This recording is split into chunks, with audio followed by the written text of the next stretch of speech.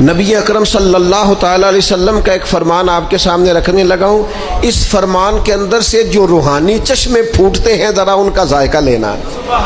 ہماری روزمرہ کی زندگی کیسی ہونی چاہیے، نبی پاک کی سیرت ہمیں کیا فیضان دیتی ہے، اس پر ذرا غور کرنا چاہیے. نبی پاک علیہ الصلوۃ والسلام کا یہ فرمان مسند ابو یعلا میں دیگر کتب حدیث میں موجود ہے.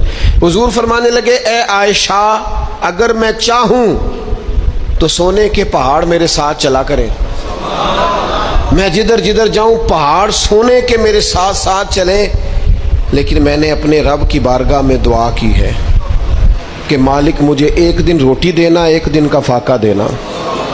اے اللہ، میں چاہتا ہوں جس دن تو مجھے سیر ہو کے کھانا دے اس دن میں تیرا شکر ادا کروں، اور جس دن مجھے فاقہ ہو اس دن میں ہاتھ اٹھا کے رب کی بارگاہ میں دعا کروں. میں یہ چاہتا ہوں کہ طرز چاہوں تو یہ پہاڑ سونے کے بنے میرے ساتھ چلے. جب سونا چاندی آنا جانا پروٹوکول لمبے چوڑے معاملات ہمارے محبوب نے پسند نہیں کیے تو پھر رنگے چمن پسند نہ پھولوں کی بو پسند، ہم کو ہے وہ پسند جسے آئے تو پسند.